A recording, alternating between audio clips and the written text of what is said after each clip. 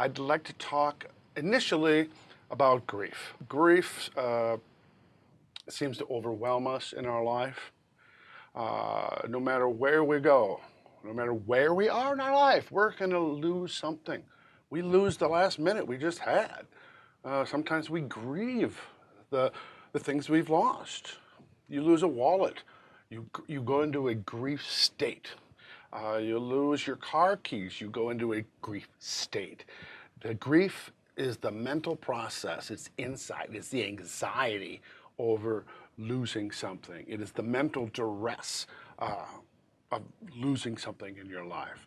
So when it comes to the biggie grief of losing something of a loved one, its impact is felt body-wide, spirit-wide, physically, mentally, spiritually, emotionally, at all levels. You feel this grief. So are you grieving? What is your loss? What was the relationship of your loved one? Was it a child? Was it a spouse? Was it a sibling? Was it a young sibling? Was it an older sibling? Was it a long marriage? Was it a relationship that did not work out too well and there was a loss? Then that affects the journey. When we experience a loss in our life, we go into ground zero. Start ground zero. It's like starting time all over again. And we have a nuclear winter in our life. So grief is like comes in 4 seasons, just like the seasons of the planet. Winter, spring, summer, fall. We just freeze up. It is the emotional, physical aspect of our grief that puts us into shock. And when we're in shock, we are iced up. We are frozen to the world. We're hard to interrelate, hard to engage with the world at large because we're in such pain. And hormonally, we're bombarded. It's the stress hormones. The biggest stress hormone is cortisol. Your body aches. It hurts with that presence of the high levels of cortisol. So depending on where you're in your grief, in the beginning, the hormones that freeze you up, so you don't feel anything, so you can get through the impossible, trying to make sense of the senseless, and you arrange for the funeral. You make plans for psalms and music they're going to use. You invite people, you make phone calls, you're doing all these things. How do you do that? Because you're in shock. It numbs you from head to soul. So how do we get by? How do we get this stuff done? It's because we are in shock. So what do? We go to the funeral. We end up at the funeral of our loved one, giving compassion to those so uncomfortable with our grief. They come up to us and, oh, is there anything I can do? And they mean it, well intended. And we just hug them and say, oh, I'll be okay. And they're crying and we're fine. We're not crying. Many people closest to the loved one do not cry at the funeral. It's not that they can't or they're emotionally unfit or cold-hearted. They're in shock. And they're just getting through the day. But then that's the first season of grief, is that winter. It's cold as ice. It's harsh. The reality is brutal. But slowly, very slowly, we start to thaw out. That's when we come to the springtime of our grief, and when we start to slowly thaw out from the frozen state we've been in. And being from Minnesota, I've had frostbite.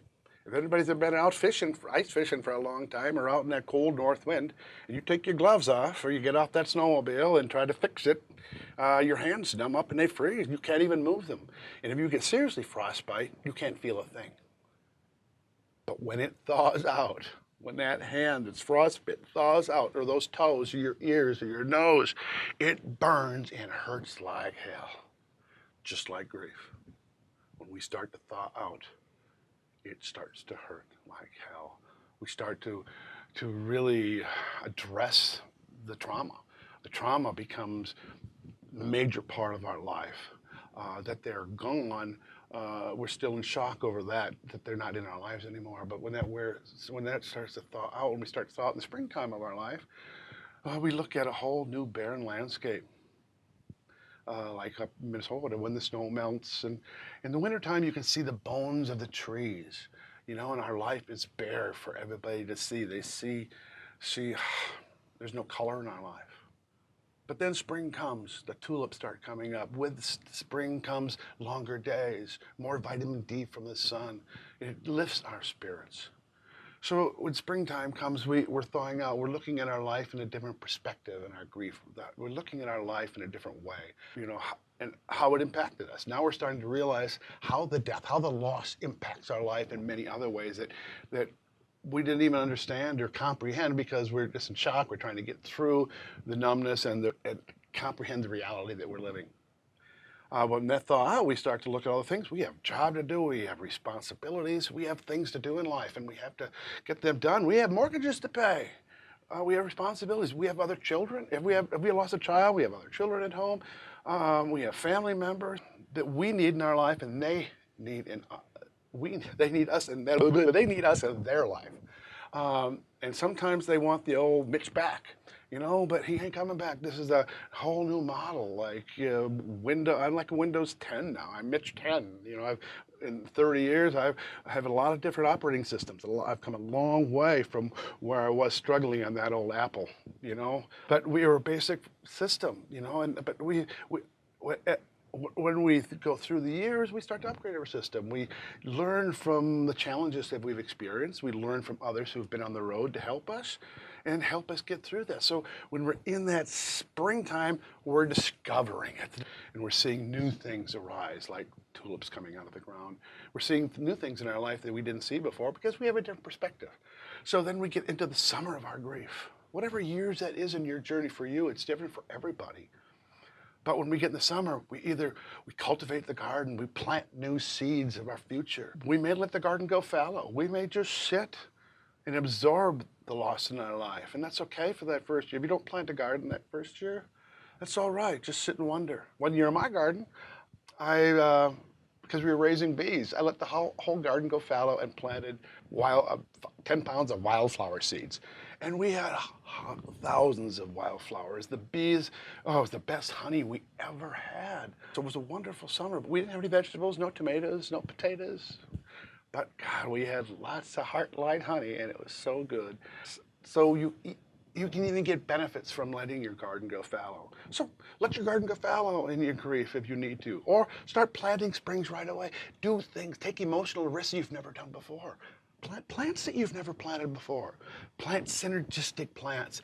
Bring things into your life that synergize with your life, that make it work for you, not what society dictates or what people say you should do. I think we ought to take the word should out of our vocabulary. We shouldn't should on anybody.